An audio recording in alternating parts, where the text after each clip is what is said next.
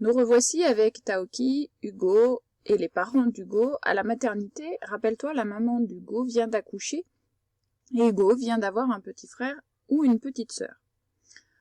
Donc, pour commencer, nous allons terminer avec le son ñ. Rappelle-toi le ñ de la sorcière. Ñ, ñ, ñ, ñ, ñ. Celui-là.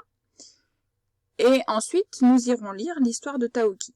Entre-temps, nous ferons aussi du travail dans le fichier. Alors, pour commencer avec le son ñ, petite dictée de mots. Attention, le premier mot, un vigneron. Dans notre région, on connaît bien le vigneron. Allez, à toi d'écrire. Vigneron. Il n'y a pas de piège. C'est parti. Tu as mis la vidéo en pause, tu as écrit ou alors tu as épelé, c'est-à-dire que tu as dit le nom des lettres. Peu importe. Maintenant, nous allons regarder ensemble comment ça s'écrit vraiment. Et voilà. On a le 1, ici, on a l'habitude.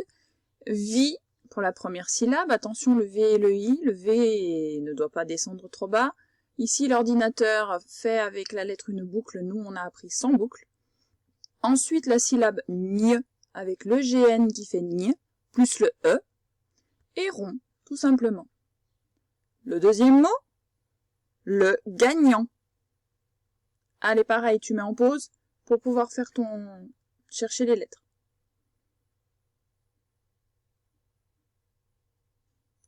Et voilà le gagnant. J'avais oublié de te préciser que c'est le an de volant.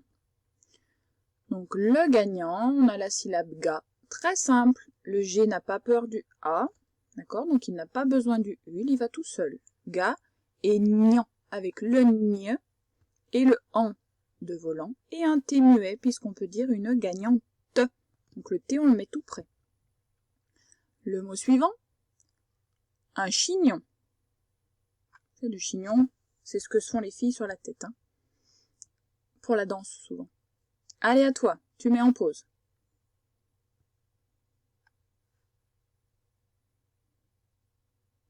Et voilà, un chignon. Tu avais le ch, ch, le i tout simple, et gnon, comme à la fin de non, c'est pas comme à la fin de vigneron, c'est-à-dire qu'on a le on de vigneron. Gn plus on. Voilà pour le chignon. Dernier mot, le grognement. Le grognement. À la fin, c'est le en de parent.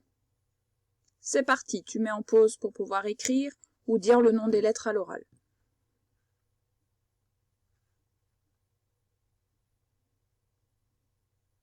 Voilà les 3 syllabes de grognement. Grognement. Alors tu remarqueras qu'au début c'est un O, pas un A ni un E, c'est un O ouvert. Gros, O. Grognement, j'aurais pu dire aussi, mais ça se prononce grognement avec un O ouvert.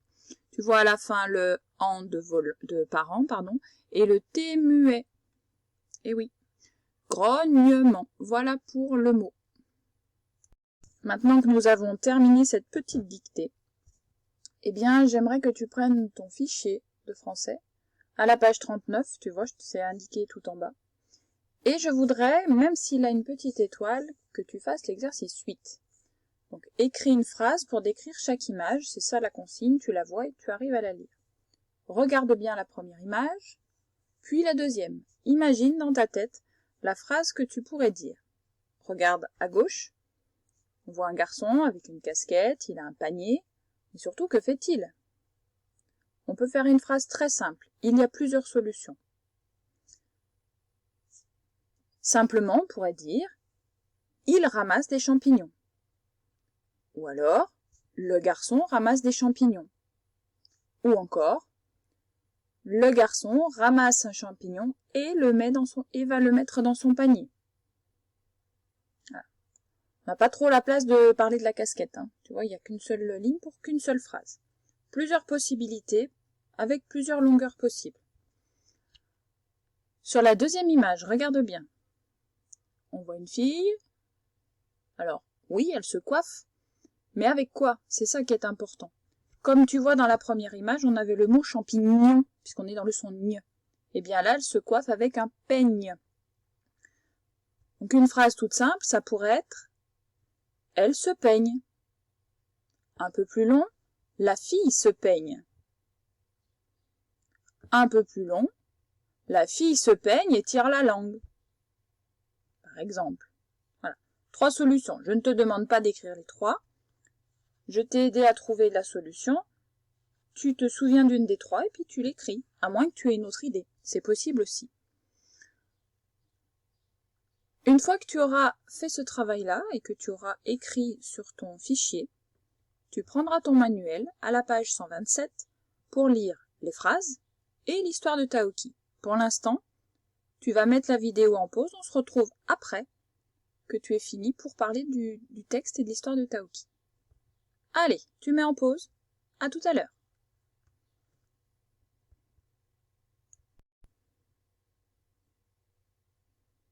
Bien, tu dois avoir fini ton fichier et normalement, tu as lu dans ton manuel les phrases et cette histoire de Taoki. Si tu ne l'as pas encore fait, fais-le tout de suite, avant qu'on discute du texte. Il faut d'abord que tu saches de quoi on parle.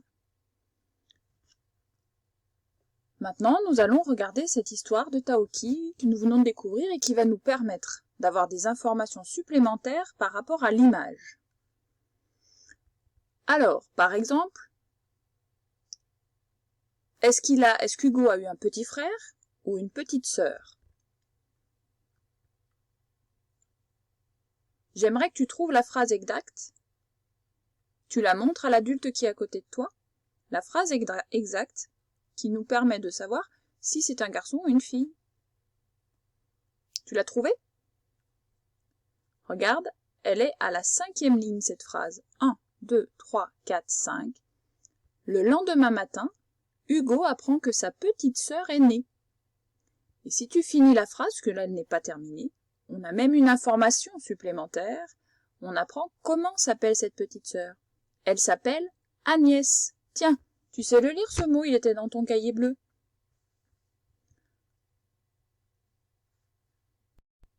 Donc qu'est-ce qui a mené Hugo à la maternité? Eh bien on le sait maintenant, il a eu une petite sœur. D'accord? Alors ce qu'il faut savoir, c'est que c'est la maman qui met au monde le bébé, mais elle a parfois besoin d'aide.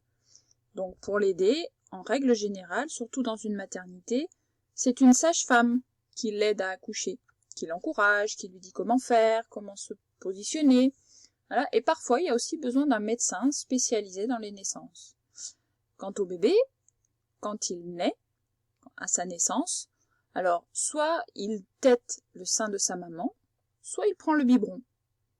Des fois ça marche, des fois ça marche pas. Des fois la maman ne veut pas lui donner à manger elle-même, donc elle choisit de lui donner le biberon. C'est un choix. Par contre, un bébé c'est fragile, d'accord? C'est petit, ça vient de naître, ça n'a pas toutes les défenses qu'un enfant ou qu'un adulte peut avoir. Même sur ses os, hein, c'est fragile, ça ne tient pas très bien son cou.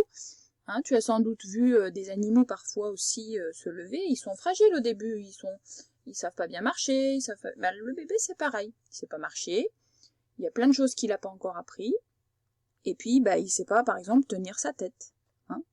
Il sait pas marcher, ça sûrement pas, et il ne sait pas manger des choses liquides, des choses solides, il sait pas manger de légumes, il sait pas manger de fromage, il sait pas manger de viande, il ne sait boire que du lait, d'accord? Et il en a besoin pour son corps au début. Au début, il a besoin que de ça. Quant à son nom, le nom de la petite sœur Agnès, qui a choisi ce nom? Eh bien, en règle générale, ce sont quand même les parents qui choisissent le prénom, le papa et la maman. Voilà. Alors, on a encore quelques petites informations supplémentaires qu'on ne voit absolument pas dans l'image. Est-ce que tu vois de quelles informations je parle? Eh bien, un petit peu plus bas ici, on voit la phrase « Les grands-parents les emmènent voir le bébé ». Alors ce « les », c'est Hugo et Taoki, bien sûr. Mais ce qui est important, c'est que ce sont les grands-parents qui emmènent voir le bébé. Il y a donc un papy et une mamie. Les grands-parents, ce sont les papis-mamies. On ne les voyait pas sur l'image. Ils ne sont pas présents. D'accord? On ne voit pas non plus qu'Agnès a un pyjama rose. Pourtant, c'est écrit. Avec son pyjama rose et ses petites boucles blondes, on dirait un ange. Par contre, on voit bien que le nourrisson, c'est comme ça qu'on appelle un bébé qui vient de naître, un petit bracelet.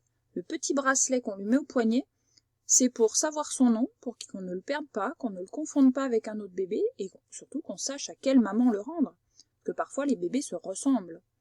D'accord? Et enfin, on voit, regarde tout à la fin, qu'Hugo et Taoki s'éloignent, vont partir sur la pointe des pieds. D'accord, ils sont juste là.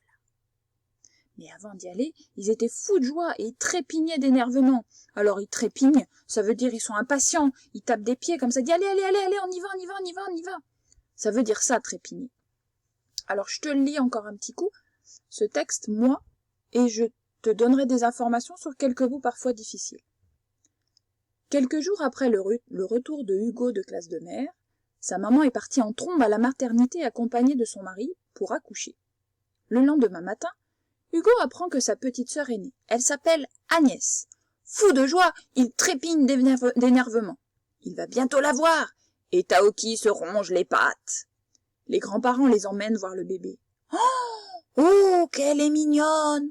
Elle est si petite! Avec son pyjama rose et ses petites boucles blondes, on dirait un ange. À son poignet, le nourrisson porte un bracelet avec son prénom et sa date de naissance. Agnès dort paisiblement et pousse un petit grognement. Hugo et Taoki craignent de la déranger et s'éloignent sur la pointe des pieds. Alors, il y avait une expression au début, la maman est partie en trombe. Ça veut dire qu'elle est partie extrêmement vite. Bah oui, elle allait accoucher. Voulait pas accoucher chez elle, elle voulait accoucher à la maternité, donc elle s'est dépêchée d'y aller. Probablement en voiture. D'accord? Une autre information, craindre. Craindre, c'est quand on a peur. Hugo et Taoki craignent de la déranger, donc ils ont peur de la réveiller, de la déranger. Hein, ils savent qu'elle est fragile. Voilà. Donc normalement, tu as tous les mots pour comprendre ce texte.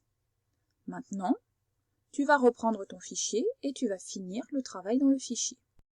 Nous sommes à la page 40, d'accord? Et on va faire les exercices 9, 10, enfin tu vas les faire, je te les explique, et le 11, si tu as un petit peu de temps. Alors, dans le 9, tu connais la consigne, entoure le dessin qui correspond au texte de l'histoire. Hein, je t'ai tout expliqué. Ensuite, le 10 est un petit peu plus compliqué. Tu vois, on te dit « colorie d'une même couleur chaque question et sa réponse ». Alors, je sais que ça te pose problème, ça vous pose problème en règle générale cet exercice. Donc, je t'explique. Dans les cadres bleus, tu as des questions. Regarde, il y a un point d'interrogation. On a appris ça. Tu le vois, le point d'interrogation, là. Et puis là, et puis là, et puis là. Ça veut dire qu'on pose une question. D'accord? Et la réponse, elle est quelque part dans les rectangles jaunes. Donc, par exemple, la première question ici, tu vas la colorier en bleu, par exemple. Et en bleu, tu vas trouver la réponse qui correspond. Tu vas la colorier de la même couleur, donc en bleu aussi. Mais je ne te donne pas la réponse. Tu vas la chercher tout seul et toute seule. Ensuite, pour la deuxième ligne, tu changes de couleur, par exemple du rose, et tu vas colorier en rose la réponse à cette question. Conclusion, il faut que tu lises les questions. Ici, il va falloir que tu lises toi tout seul et toi toute seule. D'accord? Dans ta tête, tu trouves la réponse et tu la cherches ensuite pour voir ce qui correspond. Ensuite, dans l'exercice 11, Hugo téléphone à Lily en rentrant de la maternité, écrit le dialogue. Alors un dialogue, c'est une conversation. Tu vois, par exemple, on a commencé par « Allô Lily ?» Qui parle? C'est Hugo, bien sûr. Et en dessous, tu as mis un petit tiret. C'est donc ici que tu vas écrire la réponse de Lily. Puis en dessous, une phrase que va dire Hugo. Puis encore la réponse de Lily. Et pour finir, la réponse d'Hugo.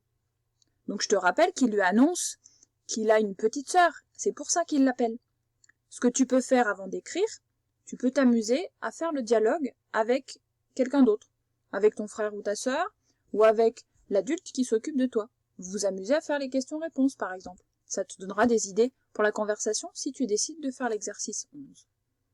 Enfin, à la fin de ton fichier, j'aimerais que tu recopies ton invitation, que tu fasses l'exercice 4 tout à la fin, qui récapitule tout ce que tu as dit dans les différents exercices qui te faisaient faire une invitation, pour ce que tu veux, hein, pas forcément pour ton anniversaire. Voilà, Je te souhaite un bon travail, on se retrouve plus tard.